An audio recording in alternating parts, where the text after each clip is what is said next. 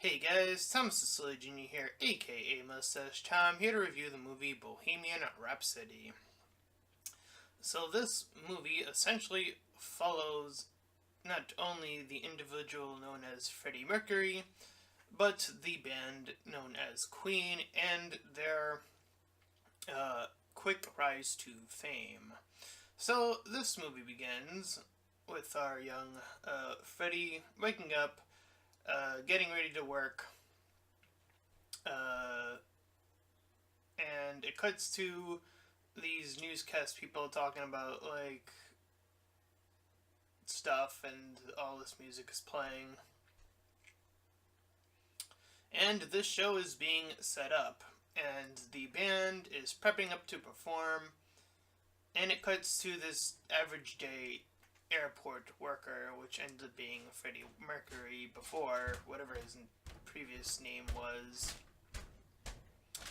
So when he returns home, he tells his dad off because his dad doesn't want him to do the whole singing thing in the first place. But it then cuts to a band playing at a bar, and they do, a pretty smooth gig. However, the singer of that said band quits on them, and the main character, the person we follow, ends up at school flirting with some girl who he would eventually be getting with later on. Nonetheless, we see him then talk to the two people who are doing the band, and he does a little performance to show off that he does have pretty good vocal talent. So, he's trying to look for more work on the paper, and once the band has accumulated him into the band, he suggests that they make an album, and they do say that it would be too expensive, but he says that they'll find a creative way to make their music. And thus, that is around the particular time when he's changed his real name to Freddie Mercury, who gets a call to get in with this high-end manager.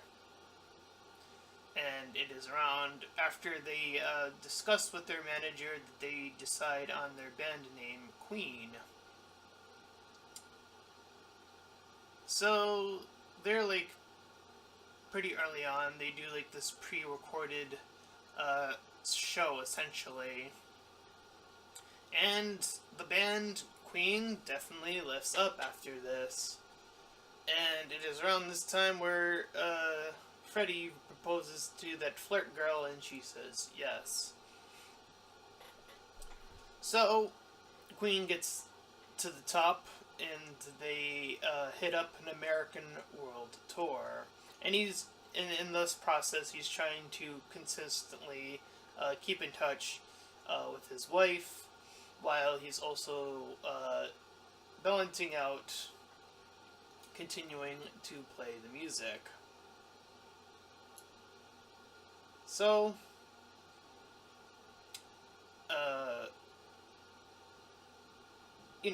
he gets a bit of a makeover to accentuate himself into this more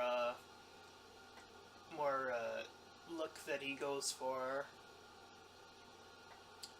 And I'm kind of reading my notes a little bit out of order, but nonetheless, they have some time to essentially get together, meet up with each other's families, and they just hang out. And that happens somewhere in between. Anyways, getting back to the pre-recording, and after all that stuff, and getting the world tour, we meet up with that manager who's like, oh, he's that typical manager who's like, oh, this band won't last, and very typical of like, we want something, that's like the typical thing, the thing that will catch on, and Queen sticks to their guns and says that they want to do something more opera-esque. So, they essentially get it to that,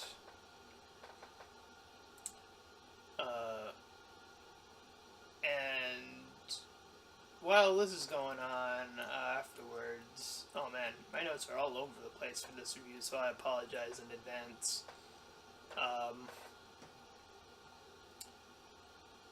So, anyways, the next year that rolls around is 1975, where they get to this empty building to essentially practice. And this is around the time where Fetty starts to experience this whole deep end to bisexuality, where Paul, one of the other, I don't think he was a part of the band. I think he was like one of their side managers. Ends up like kissing him, and then he's like, you know, he kind of shoves him off a little bit, not too much, but nonetheless, while that's going on, the remainder of the band, the drummer in particular, is arguing over which song, essentially, they want to create and put out. But in the process, Fed manages to make that new song, and they record a new album, which I don't know if it was called. I don't know if the entire album was called Galileo, or if it was just that one song and the album was called something different. I always get those things mixed up. But nonetheless, it got them.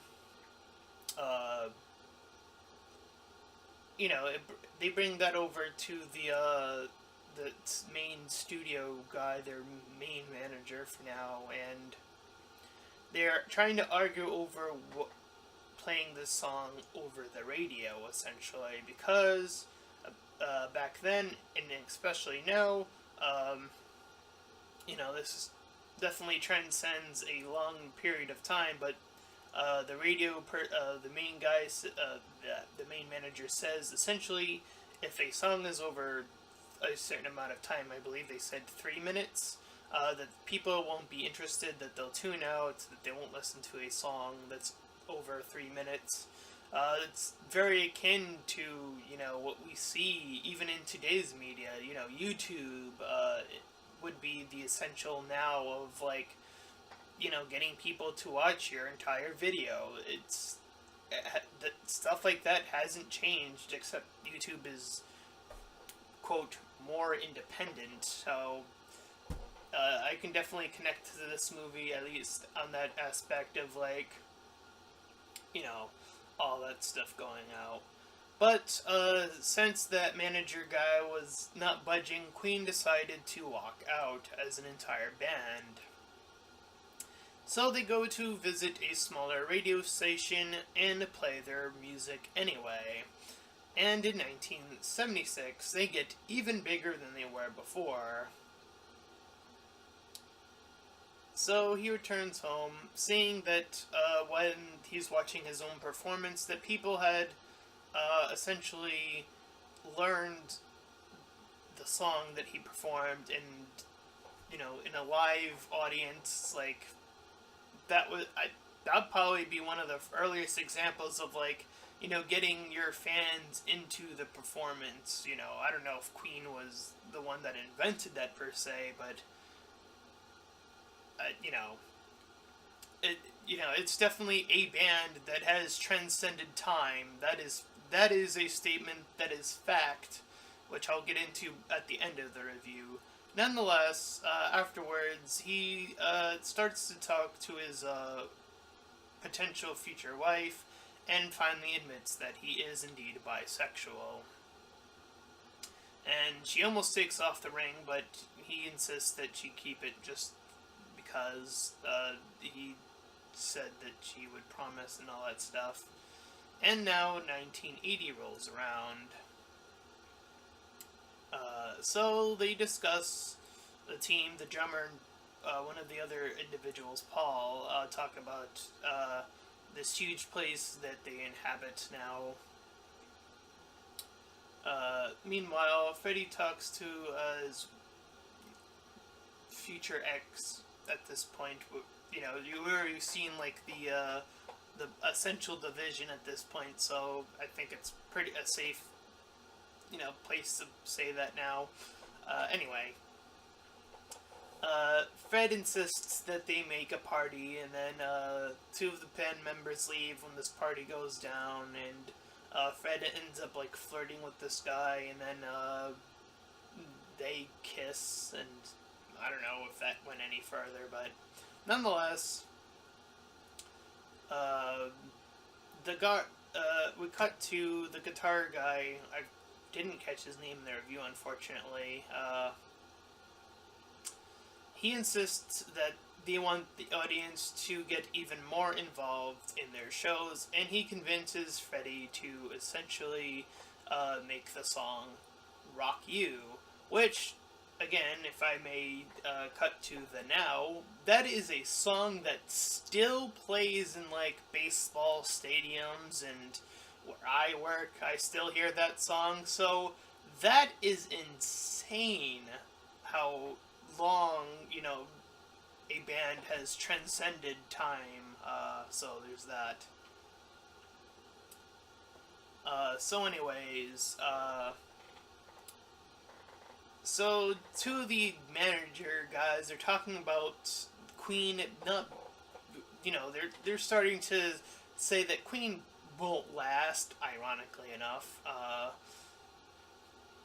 and the wife gets, or ex-wife at this point, or future ex-wife, I suppose, gets a new boyfriend in the process. So, one of the managers talks about they're in this car now. It's Freddie, this manager, and Paul talking about, like, oh, we want to compete with Michael Jackson, which I didn't know was a thing. I didn't know they were competing directly against that at the time, but I suppose they might have been. But it is around this time where they suggest where Freddie goes solo, but instead Freddie decides to fire John and get him out of the car, and Paul talks to him afterwards about his own struggles and stuff of that nature. So when he goes back to his band, he says that he is sort of now their acting manager.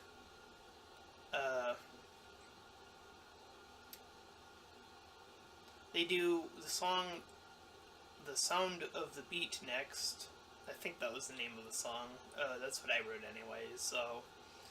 Anyways, we cut to 1982, 2 years later, where they do an interview where Freddie Mercury gets overwhelmed by the questions that he is asked, particularly this one female who keeps saying, like, oh, what's the truth about your nature of sexuality or whatever, something along those lines.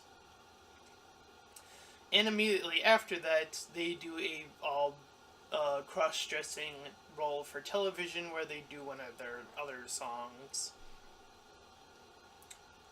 So, as they are going on tour, Freddie wants to take a break from that said tour, and says that behind the scenes he did end up taking the solo album anyways. And the band obviously gets frustrated with him. So the main guitar guy says that Freddie killed Queen, and then that their band was disbanded. So around 1984, Freddie starts to get sick.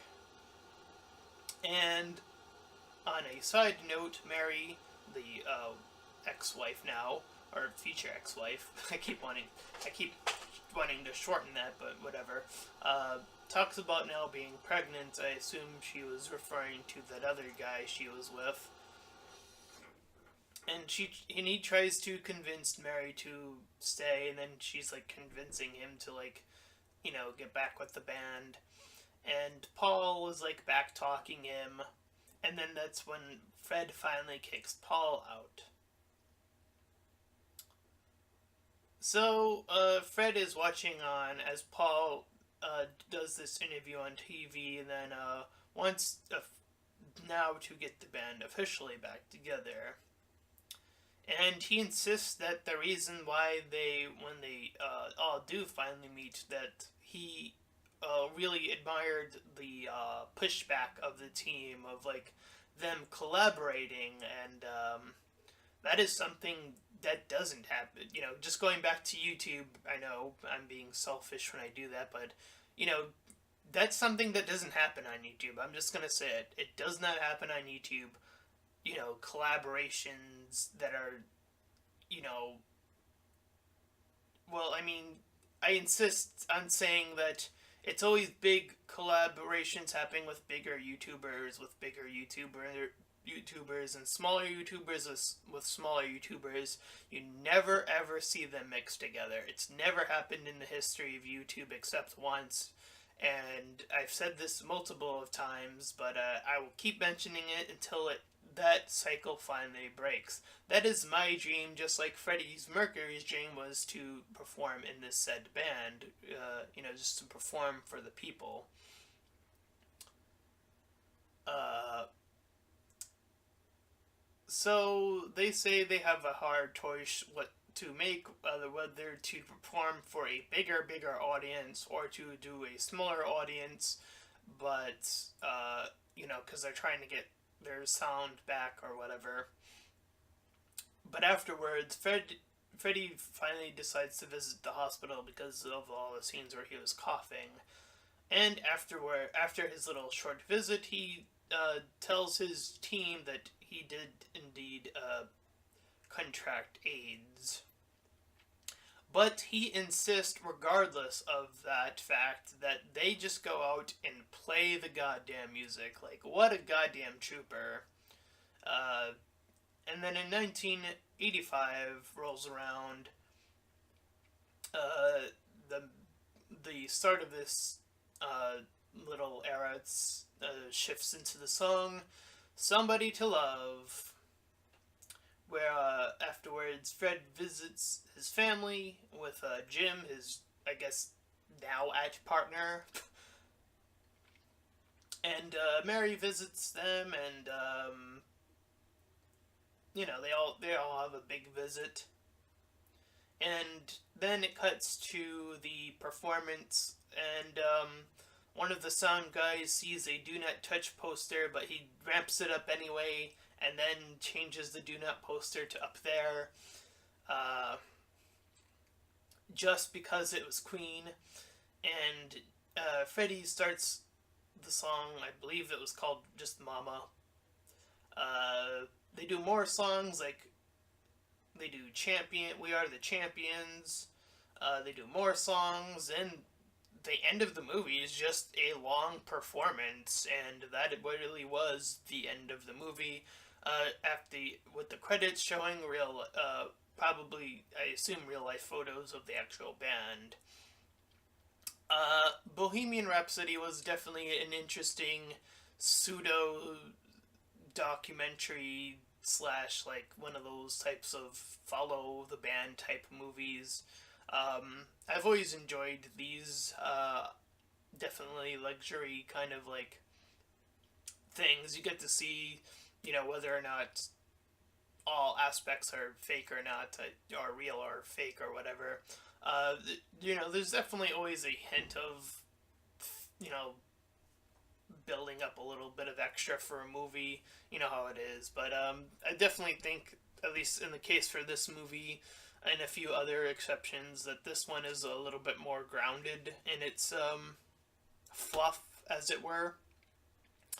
And it's definitely, I did say that I wanted to talk a little bit more about how this band has obviously transcended, a lot of other bands in history. Quite frankly, we're living in 2018, and these songs still play to this day. That is insane, and quite frankly, I wouldn't be surprised if the next decade, we are still hearing these songs in stadiums and, at other convenience stores and stuff of that nature.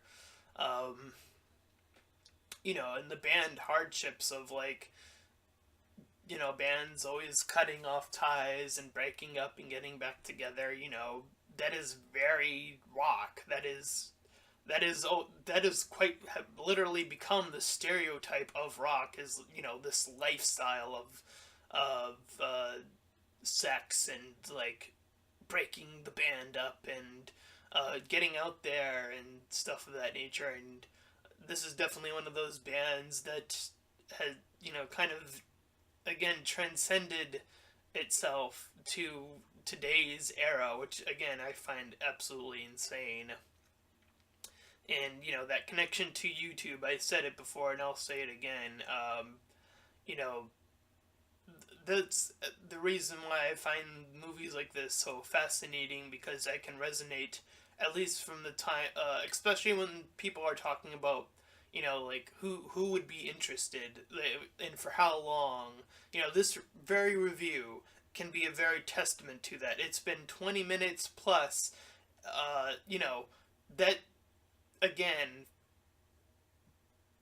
that is a very like core thing that I resonate with when people talk about things of that nature. So that's it. I really did enjoy this movie. I really respect it. I'm surprised that it took this long to make a movie, but I guess they wanted to do it justice and find people who could match the appearances. So that is something that was made very apparent when I saw at least the real life photos of the people. They wanted to get people who could look the part as well.